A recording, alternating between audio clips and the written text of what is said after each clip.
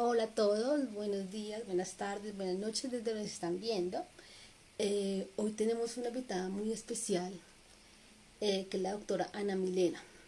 Nosotros estamos muy felices de que la podamos entrevistar a ella, eh, porque consideramos que no solamente lo que ella dice en sus redes, sino también lo que ella propone y que también es muy coherente con lo que ella hace, ¿sí?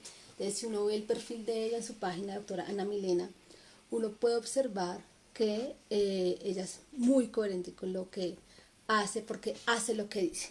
Entonces, ya la vi, voy a mandarle la invitación, voy a aceptar la invitación.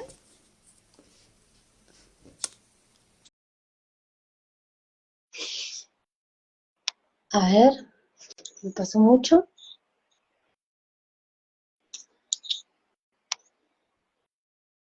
Doc no me está dejando.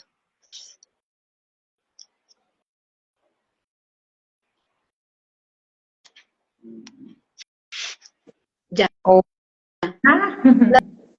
La doctora Ana Milena, ¿cómo está? muy bien, muchísimas gracias. ¿Tú?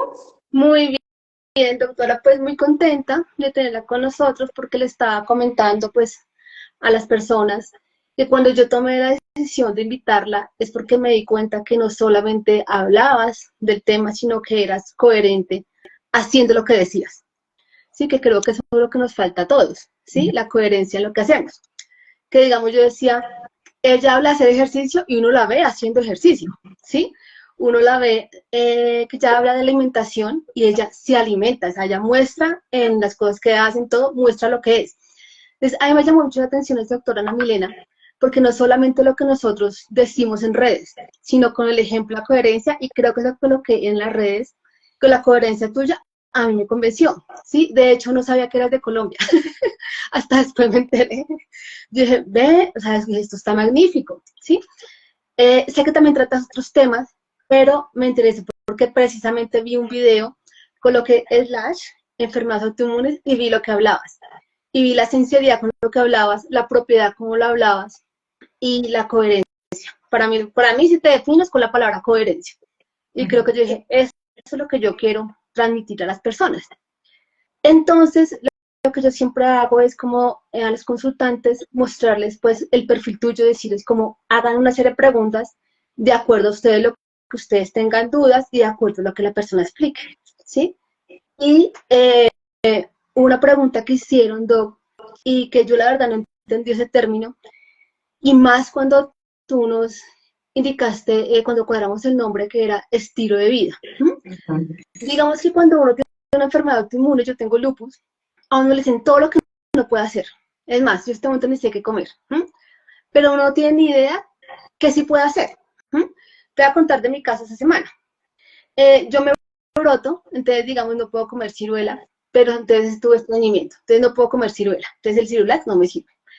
Eh, Tengo temas de lupus en el riñón, entonces no puedo comer mucha proteína. Entonces yo decía un momento que yo le decía a la doctora el martes, mi única solución es sentarme y ponerme a llorar, porque es que no le doy más solución, no puedo comer nada, ¿sí? Pero también se la sacó una palabra que la he escuchado mucho, mucho últimamente, pero que la verdad no la he comprendido bien, que es la epigenética. Entonces, no sé, Doc, si tú nos puedes explicar los dos términos, epigenética y estilo de vida, y cómo estos dos se relacionan. Bueno, ante todo te agradezco la invitación porque creo que como trabajadores de la salud es nuestro deber educar y informar a todos nuestros pacientes. Cuando hablamos de estilo de vida, hablamos de todo lo que está relacionado no solamente con la alimentación, sino con el ejercicio, con las emociones, con nuestro entorno también. Eso es lo que hace parte de nuestro estilo de vida. Y el estilo de vida nos puede llevar a tener una vida sana y a longevidad o a enfermar. Y Ok. definitivamente yo pienso que casi que el 90% de todas las enfermedades radican en que se alteró el estilo de vida. El estilo de vida es todo lo que siempre hicieron nuestros ancestros. De hecho, a mis pacientes les recomiendo mucho un documental de Netflix que se llama Vivir por 100 años y es ese estilo de vida que hace que esas personas conserven su salud. Entonces, estilo de vida es eso. Mirar alimentación, emociones, movimiento, que sería ejercicio, y exposición a toxinas también. Y si me Ok. preguntas qué es la epigenética, entonces, pues, ese término es un término relativamente nuevo, pero es la ciencia que estudia cómo nuestros genes interactúan con ese medio externo, con nuestro estilo de vida, y empiezan a expresar las enfermedades. ¿Me explico? A nosotros nos han dicho, si tu papá o tu mamá es hipertenso, entonces usted está condenada a sufrir también de la hipertensión. Y resulta que ese término ya está muy reevaluado. ¿Por qué? Porque es que nosotros tenemos los genes de muchas enfermedades de nuestros ancestros, pero el estilo de vida hace que podamos estar en un estado permanente a nivel celular de una inflamación crónica de bajo grado. ¿Eso qué quiere decir? Que no duele, no pasa el umbral del dolor, hay una inflamación constante. Y esa inflamación continua lleva a que empecemos a acumular algo que se llama radicales libres en nuestro cuerpo, o toxinas, como para que la gente lo entienda más fácil. ¿Y eso a qué me va a llevar? A que los genes que yo traigo por herencia se empiecen a activar y empecemos a expresar las enfermedades que traemos. Entonces, la epigenética se ha dedicado a estudiar cómo podemos reversar eso que traemos y hacer que esos genes no se activen y generen ese tipo de enfermedades. Eso es la epigenética. Ok, y pues ya me explicaste cómo se relaciona con el estilo de vida. Cuando es un estilo de vida saludable, que es todo, ¿sí? Porque lo que yo te decía, cuando uno le dice una enfermedad, le prohíben de todo. Entonces uno dice, aquí hay como que me está excluyendo de todo.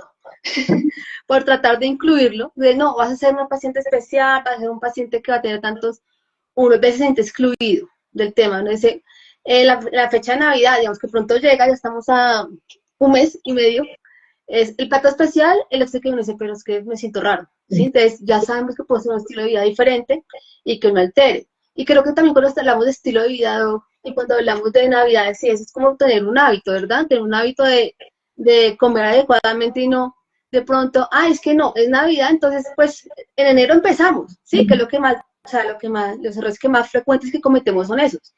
Si eso ya estamos en noviembre, 6 semanas hasta que se acabe el año, mejor empezamos el otro año y se vuelve nuestra meta de enero, ¿no? Para empezar, y creo que para tener un estilo de vida saludable, pues eh, la fecha es hoy, si queremos tener cambios en nuestro cuerpo.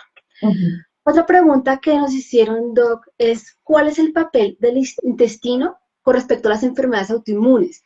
Ahorita también se escucha mucho del intestino, que tenemos que es nuestro segundo cerebro, pero ¿cuál es esa relación con las enfermedades autoinmunes? Bueno, lo primero que tenemos que entender es que el 80% del sistema inmunológico está en el intestino, en el tracto digestivo.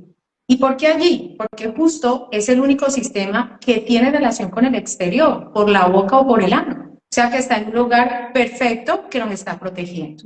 Cuando yo hablo de estilo de vida y hablo de alimentación, ¿sí? Mis pacientes me dicen, voy a empezar una dieta. Entonces, cuando ya pensamos en dieta, voy a aguantar hambre, me voy a aburrir, ¿qué voy a hacer? Yo les digo, vamos a empezar hábitos. Obviamente, recién yo empiezo con los pacientes y debo de eliminar algunos alimentos, pero siempre debemos de empezar a consumir alimentos que sean naturales, que nuestros ancestros los hayan comido.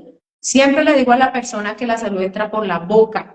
¿Y por qué por la boca? Porque no es lo mismo que tú compres ingredientes en un supermercado a que compres el alimento listo en el supermercado.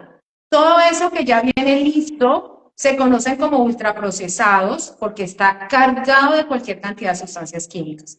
Cuando yo como eso todo el tiempo, ultraprocesados, azúcares y un sinfín de cosas más, ¿eso a qué lleva? A que tu sistema inmunológico que está ahí abajo continuamente esté inflamado, o sea, genera una inflamación buena para protegerte de todo lo que estás comiendo continuamente, que son sustancias extrañas realmente y ajenas a un alimento natural. Entonces, ¿eso qué hace?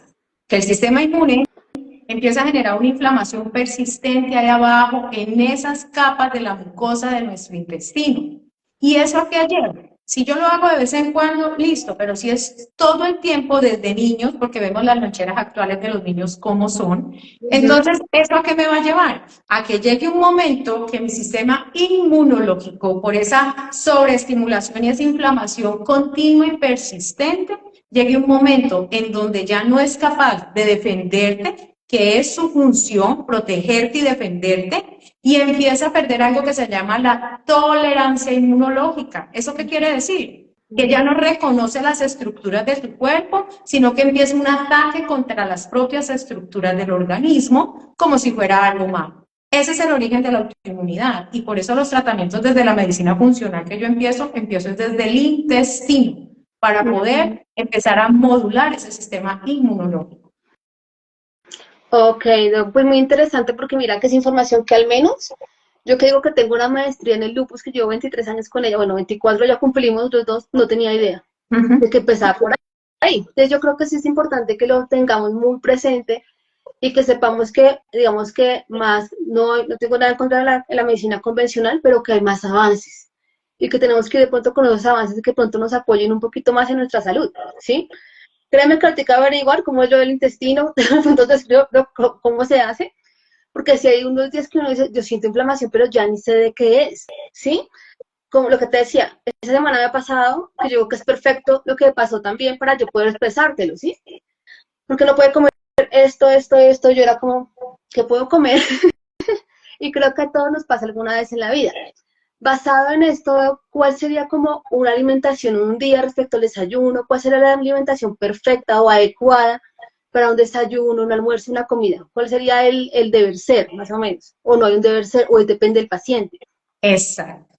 Fíjate que como médico convencional nos enseñan a pensar en una forma muy lineal. Yo amo la medicina donde vengo formada, ¿sí? Pero ya la medicina integrativa y justo la medicina funcional me empieza a abrir la mente a que tengo que ver la individualidad de cada persona. Lo que es bueno para una puede que para otra no. Y entonces cuando tú me dices el alimento ideal, yo siempre les digo a mis pacientes, al alimento ideal es el que tú compres los ingredientes. Volví, te dije, comprar ingredientes, yo digo, yo soy feliz en las plazas de mercado, que tú mismo prepares tus alimentos. Y todo aquello que tiene una fecha de vencimiento tiene sustancias químicas. Yo les enseño a mis pacientes a leer las etiquetas, que no busquen lo que es la tabla nutricional, que miren el ingrediente. Si tú estás comprando, un ejemplo, una leche de almendras, pues se supone que debe tener como almendras, como mínimo. Pero a veces uno lee y dice sabor similar a la almendra, o sea, ¿eso qué me estoy tomando? ¿Ya? Entonces, el alimento ideal es el que primero, yo siempre le digo, pensemos cuando nos sentamos en la mesa o cuando estemos haciendo el mercado, ¿sí? ¿Cuál es el alimento ideal que yo voy a escoger en mis mercados? Primero, que te conserve la salud, que te dé longevidad, que también te aporte contenido nutricional. Esas son cosas súper importantes. Y entender que toda la salud entra por la boca. Entonces, una persona para estar sana debe tener ese tipo de estilo de alimentos, de vegetales, de frutas, las proteínas. Yo a veces le digo a mis pacientes, porque he visto pacientes que, ¿comes frijoles? Sí, me encantan. ¿Y cómo los preparas? No, me los compro en latas, que es más rápido. No, o sea, eso ya viene con químicos. Es como empezar a tener esa conciencia de que tú misma prepares el alimento por un lado. Por el otro, cuando yo empiezo a ver una persona, por ejemplo, te acababa de escuchar todo lo que te está pasando, ¿sí? Ahí tengo que llegar a individualizar al paciente, porque puede que en este momento lo que tú tengas es un problema de una permeabilidad del intestino, que es cuando esa mucosa, esa barrera intestinal está tan inflamada que se vuelve porosa. Yo le digo a mis pacientes, imagínense un colador que ya tiene esos huecos grandes y se pasan las pepas. Eso mismo ocurre. La barrera intestinal te deja pasar nutrientes. Cuando hay una permeabilidad, como en tu caso, pasan prácticamente moléculas mucho más grandes del alimento y eso hace que el sistema inmune empiece a reaccionar contra el alimento y que la persona le empiece a decir hasta un vaso de agua me está cayendo mal, yo ya no sé qué me cae mal. Entonces, en ese momento tengo que llegar a individualizar, hacer o una dieta de eliminación y quitar alimentos inflamatorios, así sean sanos, como por ejemplo los lácteos, son muy inflamatorios. Quito alimentos como por ejemplo el pimentón, la berenjena, en ese momento, porque tienen sustancias que van a llegar a inflamar más. Entonces, ahí sí me siento con el paciente a revisar cuál sería la dieta indicada para ese paciente en ese momento. ¿Y por cuánto tiempo? Porque es que esa es la otra. Yo he visto pacientes que se quedan con dietas restrictivas por años. Eso hace daño. Uno tiene que llegar, colocarle al paciente una dieta de restringir alimentos y luego ir reintroduciendo alimentos y ir evaluando cómo va ese proceso digestivo. Ok, mira, hablando de eso, yo me acuerdo que cuando tenía como 18 años, a mí me prohibió la mandarina, ¿sí? Y yo dejé de comer, o sea, ya tengo 38, dejé de comer mandarina por 20 años. Entonces la doctora este año me dijo, no, tú puedes comer mandarina. Y dije, no, doc, a mí me la prohibieron. Dijo, no, eso era por 3 meses. Y yo, ¿cómo? Mientras que sí, pero dejé de comer mandarina durante 20 años, ¿cierto? Entonces, tienes toda la razón porque uno dice, uno se queda en la cabeza, se le queda en la cabecita de que es que tiene prohibido, es que eso me va a hacer daño. Entonces yo cada vez que una mandarina me encantan, pero decía, no, es que eso me hace daño, ¿sí? Y quizás es la mente la que te hace creer que te comes una y claramente te enfermas porque pues tú ya tienes mentalizado de que te vas a enfermar. Más no porque de pronto la mandarina te vaya a hacer daño. Es el caso del producto, pero te apuesto que pasa con todos los productos. No es nada, no, antes adoro la mandarina, me la noticia y yo fui la más feliz. Doc, eh, digamos que ya llevo como lo que te digo, yo creía que tenía un máster, pero siento que faltan varias materias todavía para graduarme de esta enfermedad, sí, o quizás nunca lo haga. Pero tú, ¿qué le dirías o qué observaciones le darías o qué indicación le darías a una persona que se acaba de enterar que tiene una enfermedad autoinmune? ¿Qué consejo Lo vas? primero, lo primero es que hay que saber cómo se le dio la información a ese paciente. Nosotros como médicos tenemos que saber cómo le llegamos al paciente con un diagnóstico de una enfermedad crónica, como es este caso, que hay que empezar a convivir con ella. Si de entrada yo le digo, tienes una enfermedad X o y no te vas a curar, para el resto de tu vida tienes que vivir con ella, y si justo esa enfermedad autoinmune genera dolor, pues emocionalmente viene mal el paciente y aparte de todo, la forma como yo se lo digo, pues va a impactar mucho más en su cuerpo. Las enfermedades autoinmunes son enfermedades crónicas como hipertensión, diabetes, que tienes que aprender a convivir con ellas, ¿sí? Explicarle al paciente que dependiendo de muchas cosas, como son, vuelvo y repito, el estilo de vida, que es la base de lo que nosotros trabajamos, lo que yo trabajo, ¿sí? Vas a tener mejor calidad de vida. Ahora, la medicina tradicional te manda unos medicamentos y hay que tomarlos, pero también yo hago cosas como cambios en el estilo de vida que me permitan a mí que esa enfermedad siga controlada, que mejore. Inclusive yo tengo pacientes que tienen periodos en donde tienen remisión de todos los síntomas de su enfermedad autoinmune. Entonces, eso es lo que hay que buscar. Mejorarle la calidad de vida, explicarle que es una enfermedad crónica que llegó para transformar la vida y transformarla desde qué punto de vista, desde que seamos más conscientes de la salud, porque para eso llegan las enfermedades. Entonces, es explicarle eso al paciente, que las buenas decisiones que tome de ahora en adelante va a ser su calidad de vida y que si tiene unas muy buenas decisiones, probablemente todas esas complicaciones que pueden derivarse de su enfermedad vayan a ser mínimas o no las tenga. Eso es lo más importante cuando uno hace un diagnóstico de una enfermedad autoinmune.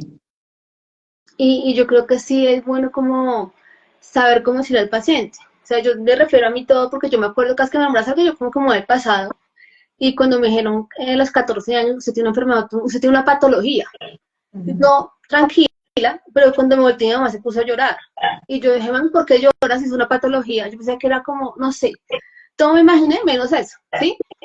Dijo, no, dile al doctor que te explique. Me explicó y tal cual. No, mire, si usted va a durar toda la vida con eso, usted tiene que depender de medicamentos, usted no puede vivir. Yo era como, claro, a mí me dio muy duro porque a ti la una persona de 14 años que su vida no puede ser normal, ¿sí? Pues a cualquier hora es duro, pero a los 14 años que te digan, mire, usted quería esto, ya no puede, ¿sí? Entonces le cambió de pronto su propósito. A mí me cambió el propósito de vida porque yo quería ir a la marina y me daba muchos antes que no podía dar el sol. Entonces mi propósito de vida cambió, ¿sí? Para mí, ¿sí? De pronto se me han dicho de manera diferente, yo hubiera buscado las maneras, ¿sí? Como, venga, se puede o no se puede, de pronto me quedo en la parte administrativa de la marina, algo diferente, pero yo sentí como, este sueño se frustró aquí, me lo quitaron de una. Entonces, el sentimiento es fuerte, entonces sí hay que saber decir las cosas. Y me acuerdo que apenas me falló el riñón, el doctor me dijo como, bueno, usted le quedan 3 meses de vida, cosa que yo decía para la época, claro, yo llegué súper mal a la universidad, una persona me miró y me dijo, ¿qué te pasó? Yo, profe, que no va a terminar el semestre. Y ella me dijo, tranquila, tranquila, ven. Tú puedes decir al médico, oye, hay formas de decir las cosas y yo no siento que esa sea la adecuada. No hay veces se queda callado, ¿no? Le dice como, no, es que el doctor me dijo eso y yo. Después me lo encontré, Doc, y el fantasma. Aquí estoy después de 20 años, aquí estoy, Doc. Pero bueno, yo siento que eh, explicar a una persona una enfermedad autoinmune nunca va a ser fácil, ¿sí? Yo siento que no, pues, no es tan fácil para ustedes, pero es aún más complicado cuando tienes un adulto mayor, ¿sí? Una persona que te ha dicho, yo toda la vida he hecho esto y me ha funcionado, no me vengan a decir lo que tengo que hacer, cuando únicamente me ha dado cuando ya estoy a punto de morirme, yo ¿para qué voy a cambiar? Ahora el consejo iría para estas personas, Doc. ¿Tú qué les dirías a estas personas o como los familiares? ¿Cómo decir a la persona cómo tiene que hacer cambios en su vida por su bien? Bueno, fíjate O que como, la primera pregunta que yo le hago a los pacientes independiente de la edad es, ¿a qué estás dispuesto? ¿Qué estás dispuesto a dejar de los hábitos que traías para mejorar? Eso es lo primero. Con base en eso es que yo empiezo a trabajar. Porque si el paciente, el adulto mayor, no quiere, yo no puedo forzar a nadie. Yo siempre les digo, ¿por qué? Porque lo primero de cualquier tratamiento debe ser esa empatía, esa relación del médico y el paciente. Si el paciente aún no está dispuesto a hacer ese cambio, yo les digo, mira, todo lo que yo haga obviamente no va a mejorar porque necesitamos que estés dispuesto desde acá. Entonces, con el adulto mayor, lo que tú dices, ya tienen unos hábitos, ¿sí? La mayoría, porque yo trabajo con adultos mayores también, fíjate que con ellos es muy curioso, porque yo les pregunto, cuénteme cuántas gaseosas se toma al día. No, eso es malo, yo eso no lo tomo, ¿ya? O sea, los ultraprocesados, ellos no son tan afines, si estamos hablando de un adulto mayor, 70, 80 años, ¿sí? Porque vienen comiendo en Colombia la arepita, el huevito, el chocolate, el cafecito, y me lo dicen de colar, no instantáneo. Pero no todos son iguales. Algunos sí se han contaminado un poquito con la industria alimenticia y han cambiado sus hábitos. Entonces vuelvo y les empiezo a ir proponiendo poco a poco, porque el adulto mayor hay que ir siendo un poquito flexible con ellos. Entonces, listo, si tú te comes tantos panes, porque yo quito el gluten por ser un alimento inflamatorio, entonces vamos a comer arepa y solamente 2 a la semana de pan.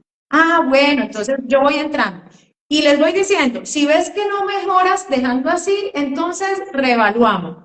Pero cuando el que se compromete ve que va cambiando su salud, entonces empieza él a decir, no, sabe que sí me he ido mejorando y ¿por qué no le mermamos más ya? Si eran 2 veces a la semana, quedémonos con una vez a la semana el pancito. Entonces, poco a poco los voy llevando, porque también hay que entender lo mismo, la individualidad de cada persona. Pero lo más importante siempre, independiente de la edad, es a qué está dispuesto el paciente a dejar ir de las cosas que lo enfermaron. Eso es muy importante entender. me encanta esa respuesta, Doc, porque es eso, es cuál es nuestro compromiso real de dejar algún alimento, ¿sí? Lo que es esto pueda que inicialmente sea por un tiempo, ¿sí? Pero cuál es ese compromiso que tenemos, no con el doctor, ¿sí? Sino con nosotros mismos. Porque es que a veces, digamos, yo he escuchado muchas veces, no, es que me faltan 4 días para irme del médico, tengo que empezar a comer bien, ¿sí? Entonces empiezan a comer bien, todo para que la doctora no les diga nada. O 3 días antes de examen. Ah, ya pasó un exámenes, pues faltan 15 días para que me atiendan, ya puedo comer otra vez mal porque pues como la doctora no se da cuenta porque los exámenes dicen así, ¿cierto? Entonces, sí, me parece muy linda tu respuesta. Y otra pregunta que nos hicieron es, yo sé que el paciente se enferma, pero aquí hay que educarnos todos, ¿sí? Tanto nosotros como pacientes como las familias, ¿sí? ¿Por qué? Porque a veces nos sentimos incomprendidos como que es que la verdad es que no me entienden, ¿sí? No me entienden, pero yo aprendí que tampoco te tienen por qué entender, ¿sí? Porque sí tienen que por qué entender, pero es que ellos tampoco comprenden muchas cosas de tu enfermedad, ¿sí? Están aprendiendo a la par contigo, ¿sí? Mi pregunta es cómo pueden aportar los familiares de los pacientes, de qué forma pueden ellos como involucrarse para ir entendiendo la enfermedad, entendiendo el proceso. Bueno, por ejemplo, hace una semana atendí una niña de 10 años con artritis juvenil, primera consulta, ¿ya? Cuando son niños o adolescentes, lo primero que les digo a los papás es, ¿cuántas personas viven en casa? 4, los 4 empiezan a comer igual, ¿ya? ¿Por qué? Porque todos se tienen que involucrar. Si tenemos un niño o un adolescente, entonces tú te imaginas al niño dejar de comer ciertas cosas, pero ve que todos en la mesa se sientan a comer justo lo que él no puede comer. Eso es como un castigo, aparte de que ya me enfermé, ahora me castigan, ¿ya? Entonces es involucrar a la familia porque realmente si uno se pone a pensar la enfermedad llega para transformar todo el entorno. Y entonces, si volvemos a hablar desde la alimentación, les empiezo a decir a ellos, si es un adulto mayor, por ejemplo, hablo con sus hijos, listo, ustedes quieren que su papá o su mamá esté bien, entonces en vez de llevarle X y yo cosas, empiece a llevarle frutas, empiece a incentivarle cosas saludables. El entorno tiene que ayudar mucho. Pero también tengo el lado contrario, ¿sí? En donde ya son adultos, por ejemplo, y tienen a su pareja, donde dicen, no, pero es que usted me dijo que no comiera esto, pero es que mi esposo no me ayuda porque me pone a tales y cuales cosas. Entonces yo le digo, si tú ya eres un adulto, tú eres el único que puede decidir qué es lo bueno y qué no es tan bueno para tu salud. Ahí sí no hay como tu tía que baila versus los niños. Entonces, si ya somos adultos y el entorno no me ayuda, yo sola soy la que tengo que tomar la decisión y la responsabilidad de mi salud. Si son niños o adolescentes, sí tengo que involucrar a toda la familia para poder que todos entiendan el cambio que hay que hacer y que ese niño o esa niña o adolescente se sientan acompañados, no castigados. Ujú. Súper, porque lo que te decía, a mí me pasaba cuando chiquita que todos comían diferente, yo me sentía como, más bien no como la única, sino como la excluida, como aquí yo soy la niña diferente, entonces sí es bueno como esa educación y varias personas me preguntan en consulta como, Diana, pero es que mira que yo me siento diferente, o sea, ya no basta con la enfermedad, sino que también me están haciendo sentir mi entorno mal, ¿sí? Como que no especial, sino al revés. Doc, yo sé que tú tienes un libro, ¿sí? El síndrome de Asia, y tienes también un libro de recetas, ¿fue que me dijeron? ¿Un libro de recetas de comida? Bueno, entonces, aparte de tu libro, que supongo que es divino porque es de comida, creo que se trata como de cocina con tu médico, algo así. ¿Qué otra información recomendarías tú? Y sí me gustaría pues que te hicieras un poquito la cuña acerca de tu libro, un poquito, como de agradecimiento. ¿Qué recursos recomendarías para personas que desean información confiable? Porque, ¿qué pasa? Uno busca en internet y si uno está confundido, se confunde totalmente más. O sea, porque puedes encontrar, yo qué sé, es que no quiero nombrar ningún alimento para que no digan que es malo y pronto influenciar a alguien, ¿sí? Pero Xcita, tú encuentras un artículo, Xcita es súper bueno para tal cosa. Pero encuentras otro artículo que dice, no, Xcita no es bueno y para la misma cosa. ¿Sí? Entonces, ¿tú qué recomendaciones harías eh, de recursos confiables, pues aparte de tu libro, que estoy segura que es súper buenísimo, que algún día lo adquiriré, eh, para poder apoyar a los pacientes? Bueno, mira, lo primero que yo le digo a los pacientes es que realmente las redes sociales informan, pero desinforman. Y justo cuando llegan estos diagnósticos que te dicen no te vas a curar, es donde uno más empieza a buscar cosas que me ayuden, inclusive hasta tratamientos milagrosos también que puedes encontrar en muchas redes que te van a curar la enfermedad. Ese es el peor error que uno puede cometer. Y yo siempre a mis pacientes les digo, desconéctate del internet y no busques más por allí, porque muchas veces no toda esa información es cierta y más de beneficiar puede perjudicar a una persona y lo he visto continuamente. Entonces yo siempre les digo, por favor, si usted tiene alguna duda y tienes un médico que te atiende, yo vi en internet, mis pacientes me dicen, yo vi en internet la información, doctora, ¿eso sí es bueno o no? Entonces yo les explico, ¿ya? Pero nunca ni automedicarse uno mismo, ni curas milagrosas, ni nada por internet. Cuando a uno lo diagnostican con este tipo de enfermedades es donde más uno busca el recurso porque a veces en la misma consulta médica no se les da mucha información al paciente y el paciente queda con más dudas ahí que realmente cosas asertivas que haya aprendido de su enfermedad. Entonces, lo mejor es, uno, no automedicarse a través de las redes. Dos, habrá cosas buenas, pero hay otras no tan buenas. Entonces, siempre es mejor preguntar. Aquí mis pacientes me preguntan todo el día y eso es lo que uno tiene que hacer, tener como esa comunicación todo el tiempo con el paciente. Entonces, ese es el ideal. para enfermedades autoinmunes, y también lo hablo por enfermedades como el cáncer, siempre están buscando algo que les reverse la enfermedad. Desafortunadamente, esta enfermedad es como cualquier enfermedad crónica, que hay que aprender a convivir de ella, pero tratamientos milagrosos no existen. Eso sí hay que tener mucho cuidado en las redes. Con respecto al libro, fíjate que fue muy curioso, porque el libro, el primero que se llama, bueno, el de la alimentación que tú me estás preguntando, Cocina con tu médico, ¿por qué? ¿Por qué nació ese libro? Realmente cuando yo empiezo como médico convencional, a mí no me enseñan mucho de lo que es la nutrición, o es prácticamente lo básico que es, si sufres de la presión, bájale a la sal, si sufres de colesterol, bájale a la grasa, etc. Pero si a mí un paciente sano me llegaba a consultar en esa época, cuando ejercía solamente la medicina convencional, y me decía, doctora, yo estoy sano, no sufro de nada, ¿qué alimentación me aconseja? Coma lo que quiera, pues si usted está sano, ¿por qué va a restringirse? Eso lo escucha uno mucho. Por muchas cosas de problemas digestivos que yo tenía desde mi infancia y que nunca pude encontrar una mejoría con la medicina convencional, llegué a la parte de medicina funcional con un profesor mío. Y él me cambió el chip y me empezó a hablar de cómo funcionaba el intestino y los alimentos y bla, bla, bla, bla, bla. Dije, me comprometo y me meto con toda porque estoy cansada ya. Pero, ¿qué pasa? Quita uno cosas. Por ejemplo, los lácteos. Yo consumía lácteos en cantidades y como que te quitan el alimento y uno dice, ¿y ahora qué voy a comer? O sea, yo me quedé como así, lo que a ti te pasó.